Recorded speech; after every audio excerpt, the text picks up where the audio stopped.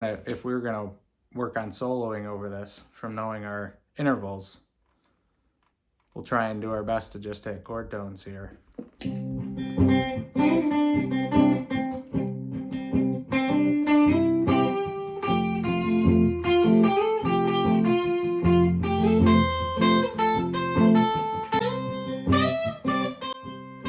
Hey, it's Donny A here. Do you keep hearing that you need to learn chord tones to be able to solo melodically?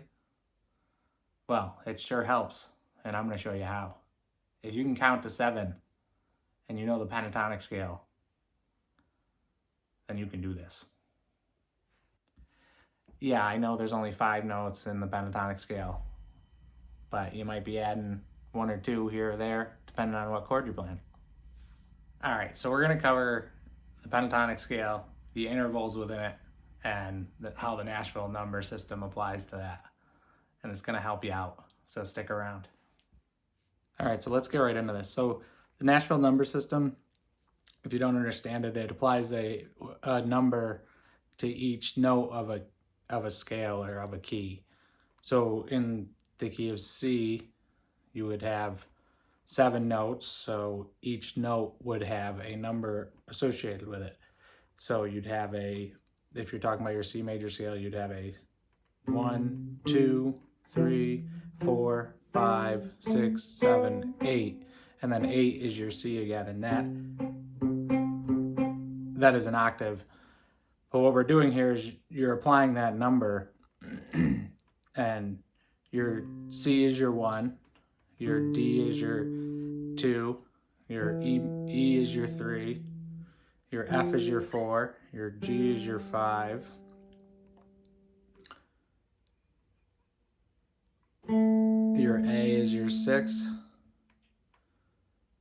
your 7 is B, and then you're back to C. So another tip with that Nashville number system is that your 1, 4, and 5 are your major chords. Your 2, 3, and 6 are your minor chords.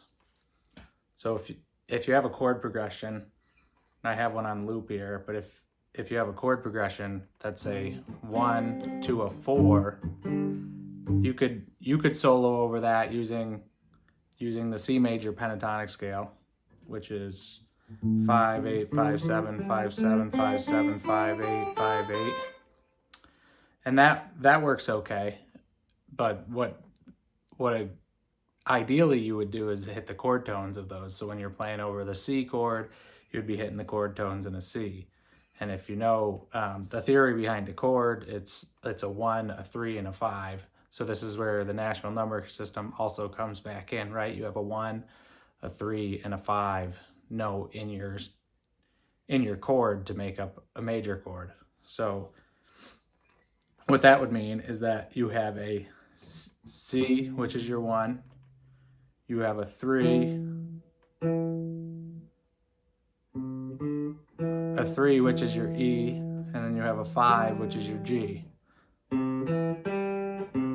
So that would be an arpeggio for a C chord. And that's where triads have 3 notes, and it's a 1, a 3, and a 5. So if you know where your intervals are within a scale, you know what notes to hit when you're soloing. So for example, if you have a C here and you know that you have a 1 here, then you know your intervals. You know you have a 2 here because it's a whole step to a 2, whole step to a 3. So you're 1, 2, 3. You have 1, 2, 3, and now you have 2 notes that are in that chord. So you can play between these notes, and then you can also hit your 5 as well, and then your 2s and your the other notes within the scale are kind of just color notes that you don't want to hold on. So if you're doing a C major lick, this would be 1, 2, 3, and then your 5 is here. So if you know where your intervals are in relation to your 1, then you'll never be lost within a scale, and you can always solo over the notes of the chord. So if you had this is the top half of a pentatonic scale, if you have 1, 2, 3, 5, 6, 8, or 1 again. So 1, 2, 3.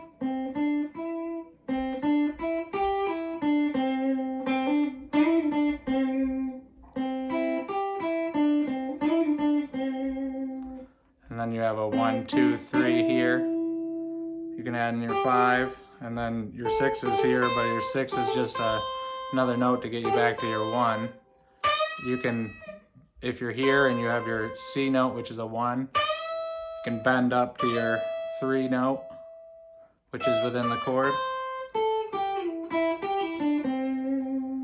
And then if you have a 4 chord, which we're going to solo over too, your 4 is not in your pentatonic scale, but this is kind of a way to add a little bit to your pentatonic scale. It makes it more of a major scale, but this is what I like to do is when you have a 3 note, your 3rd note in the scale, you know your 4 is just a half step away. So if you have 1, 2, 3, your 4 is here. So that would be your F in this case, because our 4 chord is an F. So you have an F here, and then you would have from F you'd have 1, 2, 3 from F, and now you're still in the C major pentatonic, and you've added a F to this, and now you have the ability to play the 3 and the 5 as well, because those are both in the scale. So you're 3 on an F chord, so if you were to turn this into an F arpeggio, or an F scale, F major scale, you'd have 1, your F is right here, you'd have 1, 2, 3, and then your 5 is here. So your 5 would be the 8th fret of the high E string. So you have, what you're seeing here is basically your 5, or your 5 of your F chord is your C note, which is your 1. And then your 3 is your A note, which is the relative minor of C, so that is your 6. So you can play your 6 over your 4 chord, and that works as well. So if we're gonna work on soloing over this from knowing our intervals, we'll try and do our best to just hit chord tones here.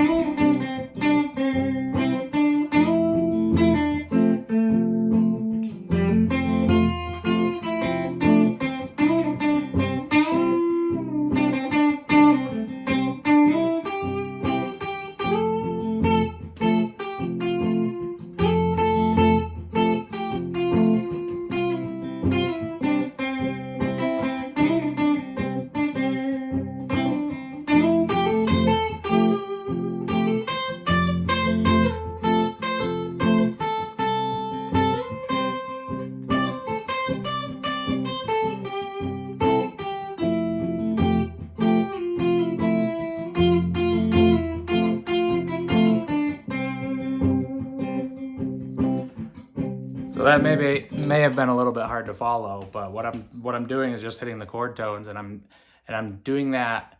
I'm not as worried about what the triads are. I'm not as worried about anything, but really staying within that scale shape, which is your C major scale shape, and then just hitting the chord tones, because I know where the intervals lead me. Like little tricks, if you have a C here on the 3rd fret of the A string, you know right above your 1 is your 5. So there's your G major, right? So your 5 is always above your 1, and then in addition to that, your 4 is always below your 1. So if you have a 1 here, you have an F note here, which is 1 fret below. So you would have an F major chord over here. This is your octave of the F on the low E string.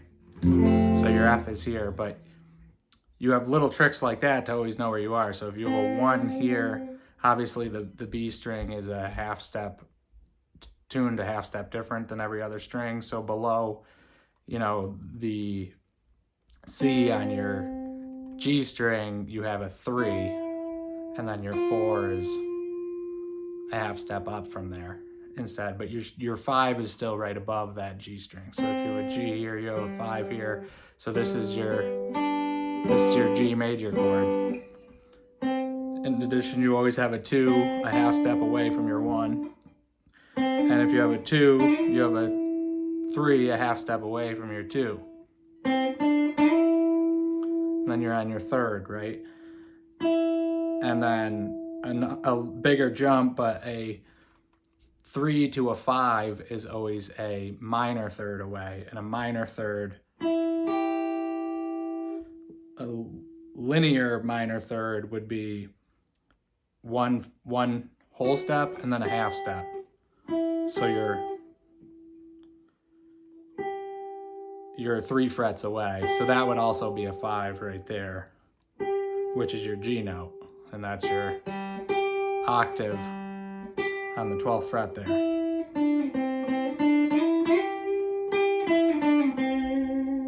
So a major 3rd is 2 whole steps away. A minor 3rd is a whole step and a half step away. And a 3 to a 5 is a minor 3rd away, whereas a 1 to a 3 is a major 3rd, or a major 3rd is 2 whole steps away. So these are little tricks you can learn and you can play around with, and it's going to really, really help your soloing out. Instead of just soloing over a chord progression like this and being totally lost, having no idea what note you are, you really need to know that your root note or your 1 of a scale and where it is. And you can start this off in one form of a pentatonic, and then you can move it into the other forms of the pentatonic, which I kind of did when I was soloing over this a little bit. So there's a lot of videos out there about the extension of a pentatonic scale, right? So if you had a 1, 2, 3, 5, 6, 1, now you're starting over again. So you have a 1, 2, 3 here. Above that, you have your 6, your 5 is right above your 1, right there. That gives you a little like power chord thing, if you wanted to do something like that. But you have your 1, 2, 3 here, and then if you know that your major scale is a whole, half, whole, half, then you can climb up with that knowledge, right? You have a 1, 2, 3, 4, 5, 6, 7, and then you're back at your 1 again. And if you're back at your 1, you can figure out your way, right? Because you know that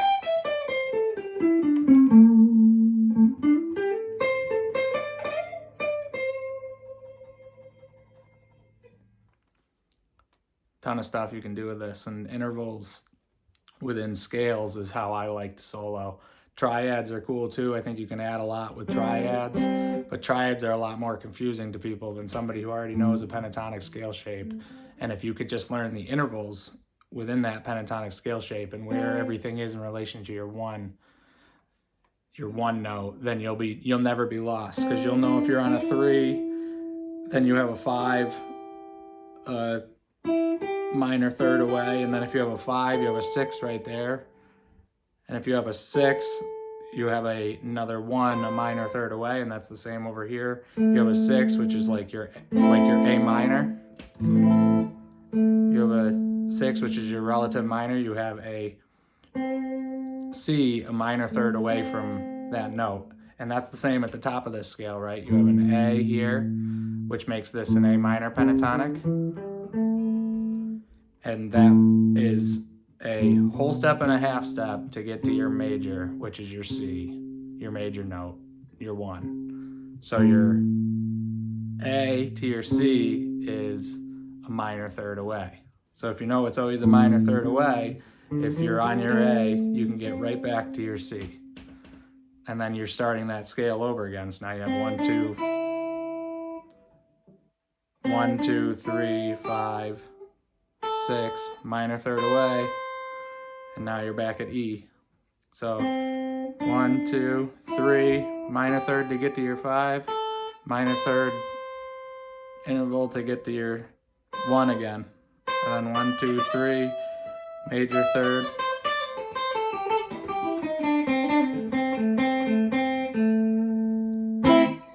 Hope you guys enjoyed this one. This helped me out a lot in getting better at soloing and just learning really how to play chord tones over the chords as I'm soloing.